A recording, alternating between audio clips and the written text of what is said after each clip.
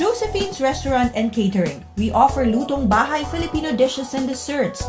Try our crispy pata, lumpiang Shanghai, pancit palabok, rellenong manok, and many more. We serve halo-halo, leche flan, and other traditional Filipino desserts. For events and special occasions, Josephine's also offers catering services and takeout party trays. For authentic Filipino cuisine and true Pinoy taste, try Josephine's Restaurant and Catering, 2650 Main Street in Vancouver. Balitang Vancouver is brought to you by Brayfort Media Group.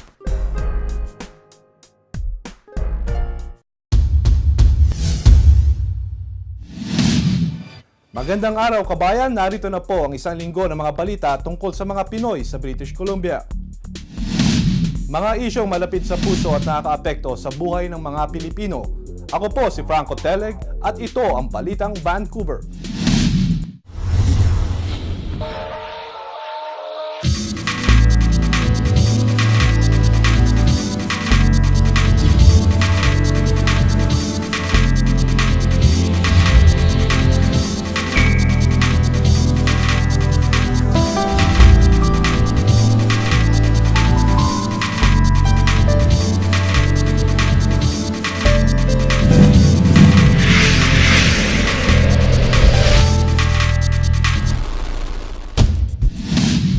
Sa Balitang Vancouver ngayon, aktibong suporta mula sa ating komunidad sa Yukon, pinasimulan. Mga bagong pulisiyang imigrasyon, ipatutupad. Tradisyong Santo Niño ng Aklanon Association sa Vancouver, pinagdiwang. Bago po natapos ang taong 2013, nagpakita naman ng suporta ang ating mga kababayan mula sa Yukon Territories para sa Haiyan victims. Bago pa matapos ang taong 2013 ay malaking tulong naman na umabot sa $61,000 ang fundraising ng ating mga kababayan mula sa Yukon Territories. We would just like to apologize to the mayor and his wife and Sandy Silver. We had around 700 people who came to our fundraising activity last November 23. And for fear of violating further the fire code and the building code, we had to close the venue. And we actually ran out of cutleries and food. And the Yukoners are just, so we're just really overwhelmed by your support. And that fundraising helped us raise $61,000.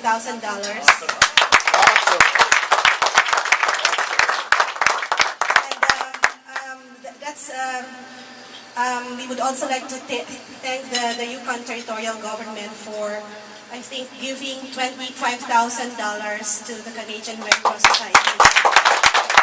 And we were in the gallery when the Premier made his motion, and we also appreciate the motion of Honorable Hanson and Honorable Sandy Silver.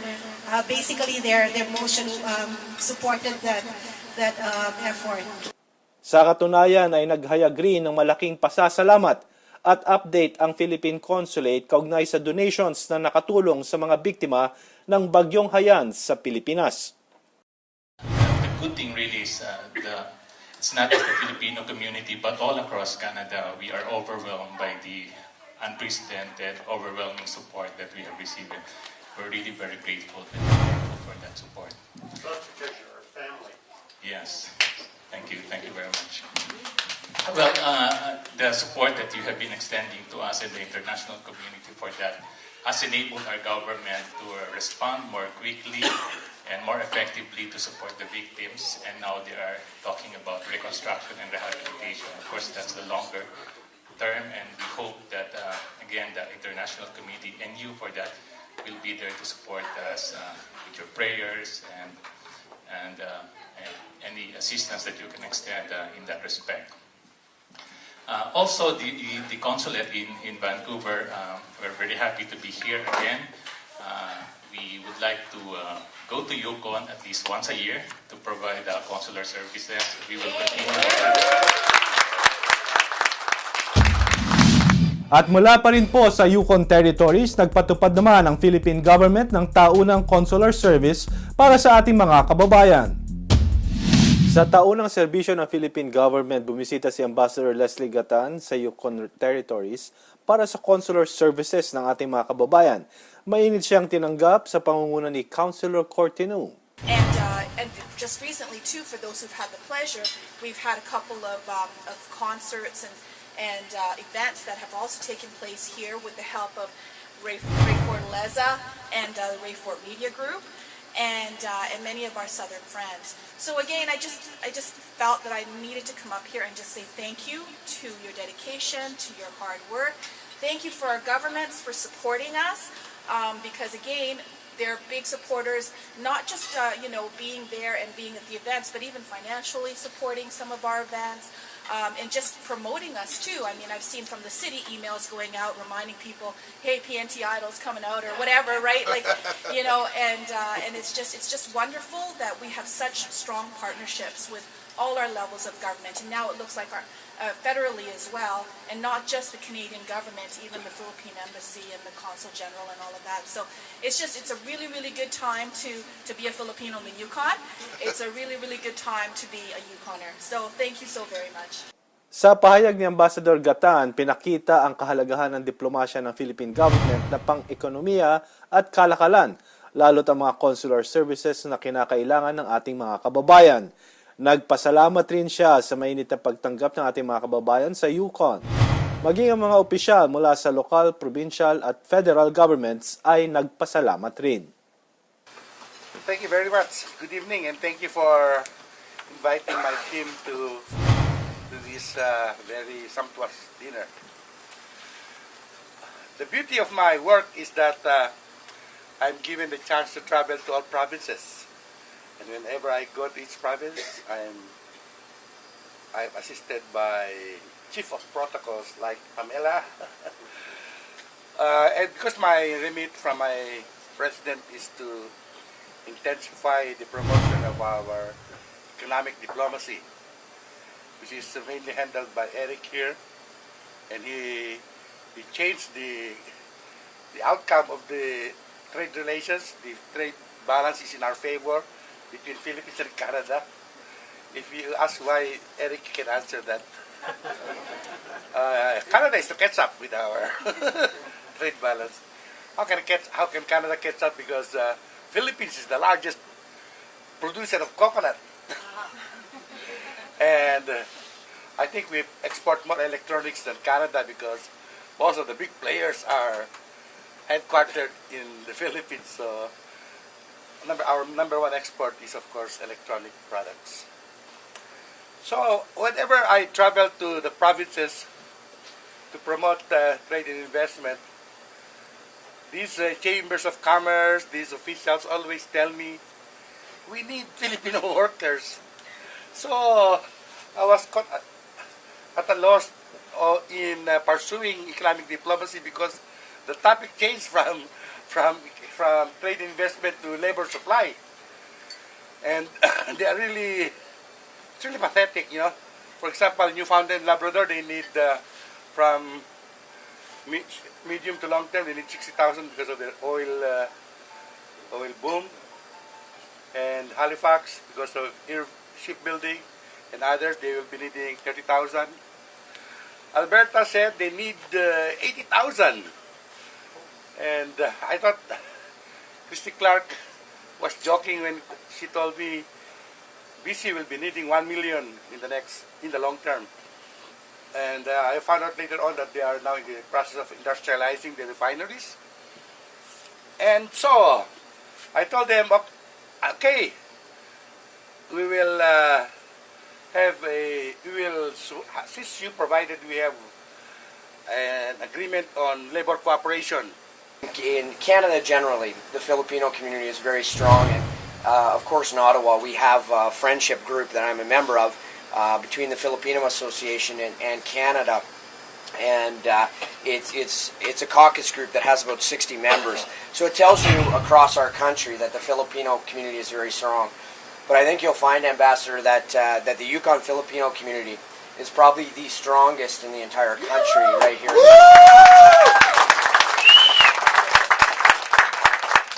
And I can say, as we are, of course, the Premier, respective ministers, the leader of both official parties in the opposition, with Liz Hanson and Sandy Silver being here, we would all say, we certainly came out here to see you. However, we come out to all of these events, and it doesn't take any arm twisting to get the mayor here, to have respective ministers. The Filipino community in the Yukon is so active and so engaging that it is just an absolute treat for us to have this as such a strong part of the community of Whitehorse and the community of the Yukon in general. So don't be confused that we're only here for you, although this evening we are.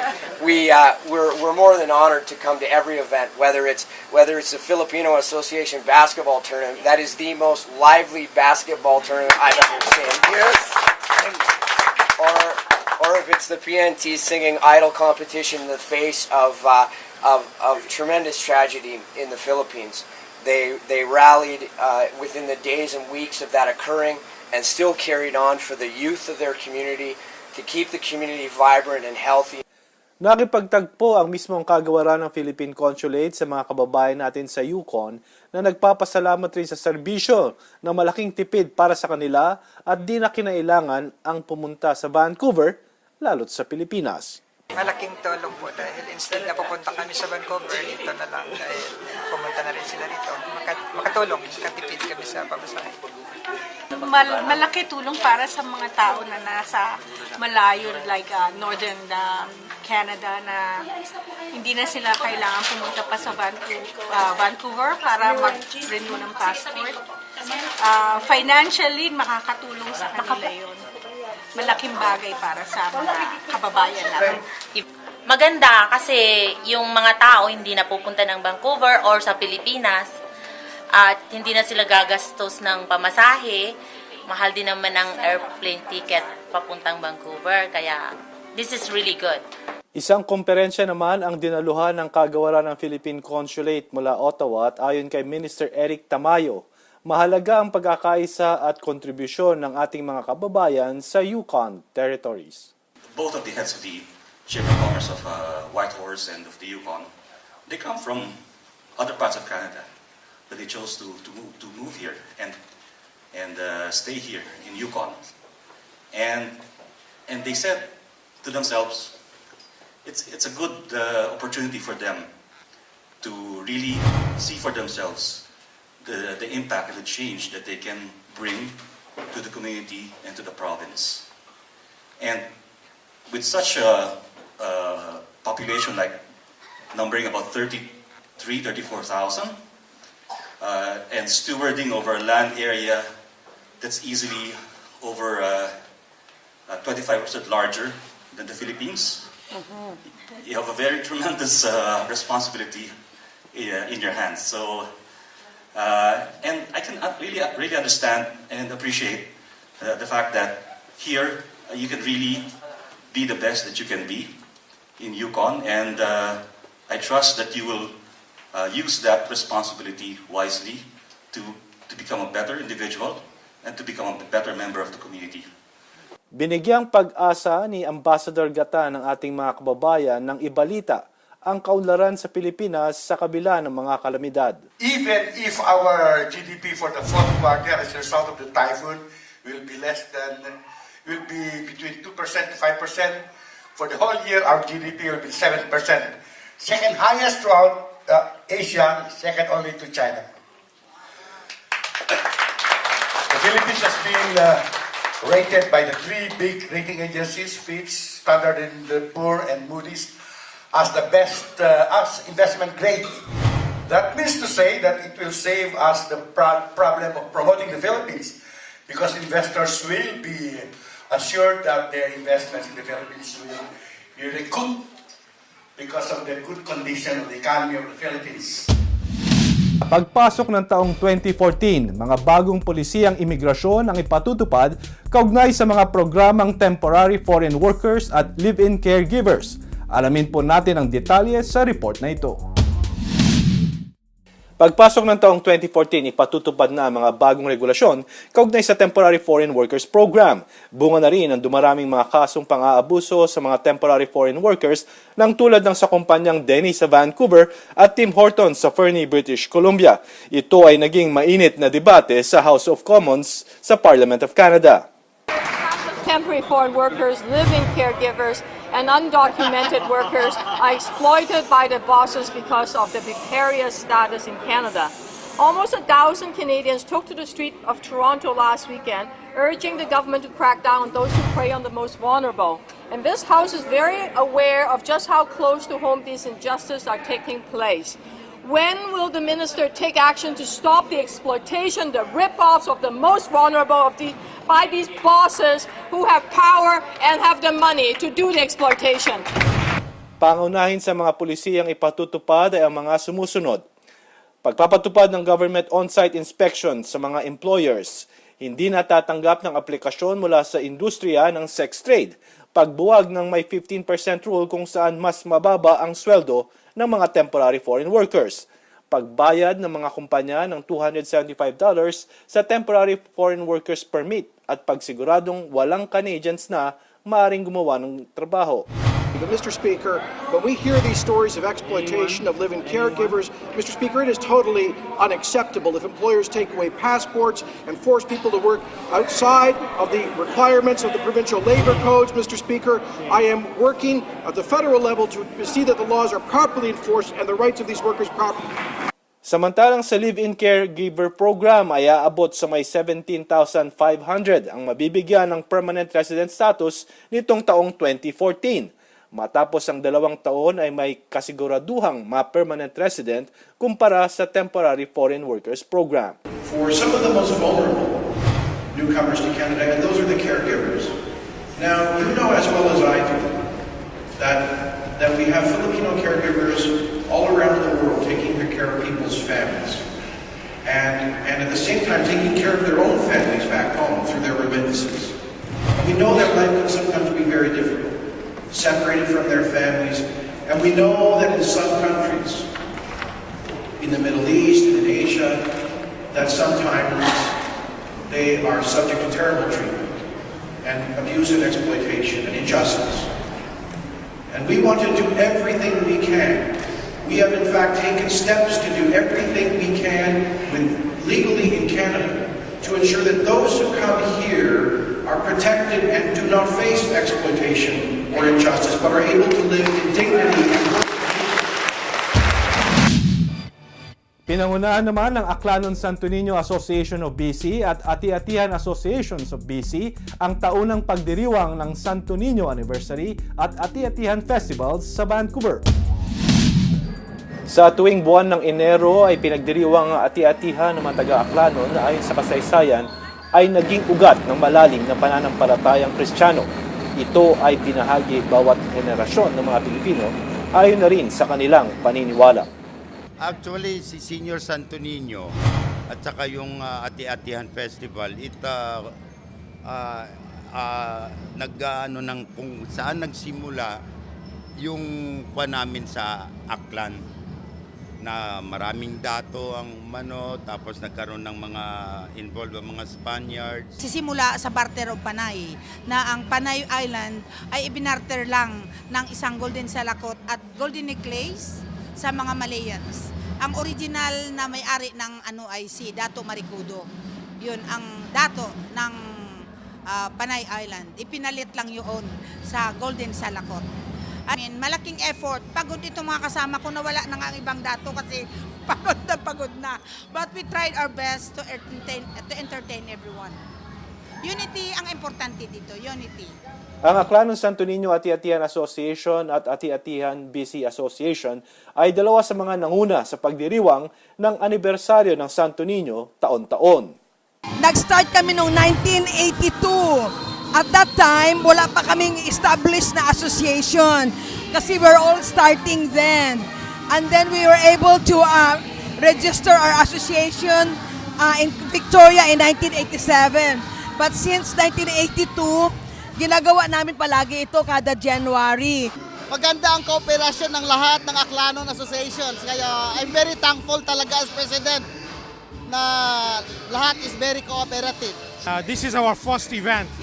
So it was a beautiful parade, a beautiful celebration, full of fun. The event is fabulous. Everybody's enjoying and you guys have to come over here again the next year. Viva! Viva! Kay Senyor Sandrio!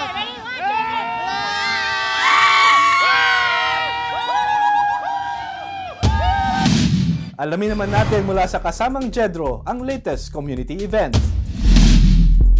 Base.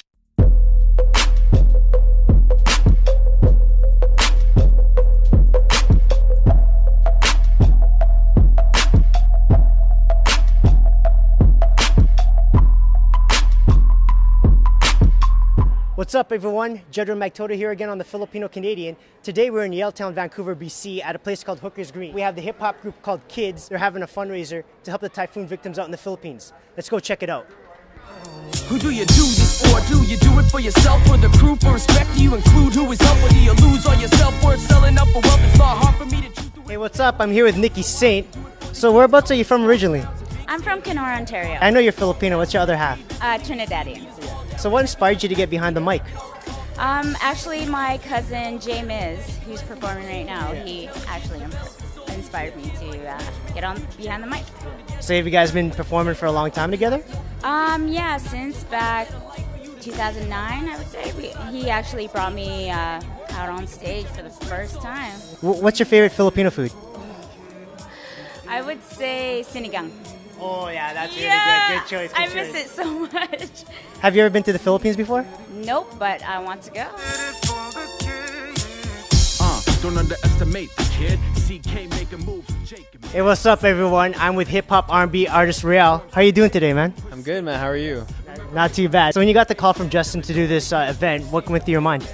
What went through my mind? Actually, you know what? I'm gonna be honest with you. I've kind of been on the low with my work lately because I just released my album Hybrid, and kind of right now I'm like at that phase where I'm kind of just working 2 jobs right now, trying to like invest in like my future projects and stuff. But like when this came, like I actually got an email from Justin to begin with, and when I saw that it was about the whole incident with like the typhoon and everything and like that happened in the Philippines, I knew I had to hop on because like, you know, like I was born and raised in the Philippines and I had to do it, man.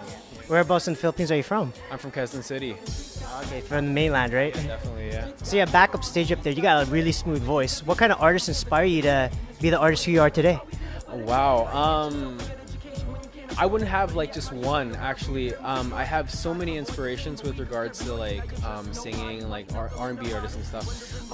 I guess my main influences would be Miguel, definitely, like as of recent, because he's just really like, you know, just pushing the limits with regards to R&B and just like really implementing old school rock and soul. Last time you were back in the Philippines? Actually, last May.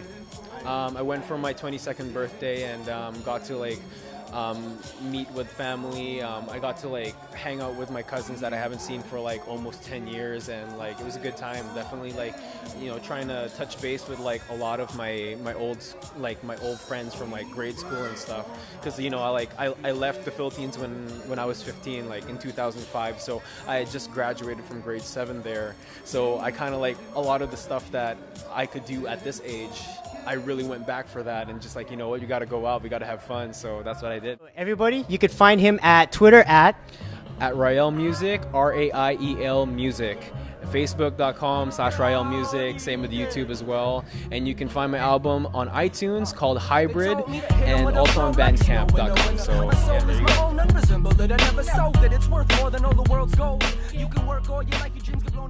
Ooh, I'm here with Justin Motown Mizzy Mejia. Wow, man, this guy just got off stage. How are you feeling right now? I'm feeling absolutely great. It was a lovely night. Absolutely lovely night, yeah, man. Man, that's awesome. It's good that you did this fundraiser. Like, what made you want to come up with this? You know, just my roots being from the Philippines. We saw what happened, and we run a charity organization, Kids for Kids. So the first thing we thought of is we could just really give back to the community, and that was a big thing for me. So I talked to the guys. I talked to Kelvin, Jake, and Ryan, They asked me if asked them, if it was okay if we went ahead and did this for Kids, and they were 100% down, 100% supportive. And it's basically the 1-year anniversary for Kids, so it was really big deal for us. So that's how it turned out. That Congrats on the anniversary. Yeah, well, much respect, man. I appreciate it. Thank you for coming out too, man. So what's your mix? I know you have Filipino and half. That's correct. Yeah, I'm half Canadian. My mom's born in Canada. I mean, she's Irish Ukrainian, so I'm quite the eclectic mix, I guess you could say. I like 33. Yeah. I like pierogies, whiskey, and pancit. So. Is that what's your most favorite Filipino food? I'd have to say I make a mean chicken adobo. That's nice. My mom's, believe it or not, she's not the Filipino side. She taught me how to make a nice adobo. She picked it up after all the years. Nice. Nice. When was the last time you were back to the Philippines? Have you ever been? I've never been. No. The plan is the next couple years we're gonna do I believe a family reunion there. My father, we've always been so busy. He works a lot, so we can never make it over there as a family. That's the next plan. Go over there as a family. I mean, giving back was the first step, but the next step is going there and truly giving back right directly to the people. So that's even a long-term goal for Kids, my group. We want to go over to the Philippines, do shows and teach workshops and get in touch with the youth there. Oh, that's awesome. Would you ever do hip-hop workshops in the Philippines? 1,000 million bajillion%, man. That's definitely a long-term goal for us. We really want to be there. We really want to help out and make a difference in the community. So check that out, Motown Busy. We had a great time in there for this fundraiser. We'll definitely see each other again. You want to hang out in the studio one day? I would love to, man. Anytime. Absolutely anytime. I'm a little hoarse right now, so my speaking ain't great, but... No, you did one hell of a show inside there. Thank you very much. But yeah, we'll make it happen. Shout out to Jedro for coming out. Phil Can, the Filipino Canadian. Always doing great things in the community. Look out for this guy. Oh, well, I'm flattered to myself. Look out for this guy. Oh, look at this. Look at this right I'm here. interviewing him now. Cheers. So being part of the Filipino culture, no matter where you are, Canada, Europe, the States, you always tend to go back to your roots. A tragedy happened in the Philippines, and you know what? Filipinos from all around the world got together, put resources together, and helped fund relief in the Philippines, because that's just the way we are. So no matter where we are, we always keep to our roots, and that's how the Filipino cultures are. And I like to say that I am proud to be Filipino, and I'm proud to be Canadian. So here I am, Jedro Mike Toro, the Filipino Canadian. Peace. Kung mayroon po kayong balitang nais ipamahagi, mag-email lang sa BalitangVancouver@gmail.com o tumawag sa 604-588-6397. At dito po nagtatapos ang ating programa. Samahan niyo po kaming muli sa susunod na linggo para sa latest news ng mga Pinoy sa BC. Sa komunidad na nagtutulong-tulong, mas mabilis ang pagsulong. Ako po si Franco Teleg at ito ang Balitang Vancouver.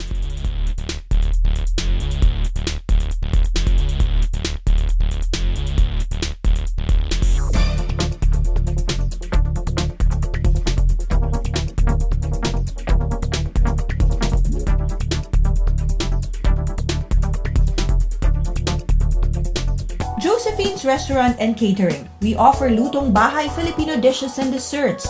Try our crispy pata, lumpiang Shanghai, pancit palabok, rellenong manok, and many more. We serve halo-halo, leche flan, and other traditional Filipino desserts. For events and special occasions, Josephine's also offers catering services and takeout party trays. For authentic Filipino cuisine and true Pinoy taste, try Josephine's Restaurant and Catering, 2650 Main Street in Vancouver.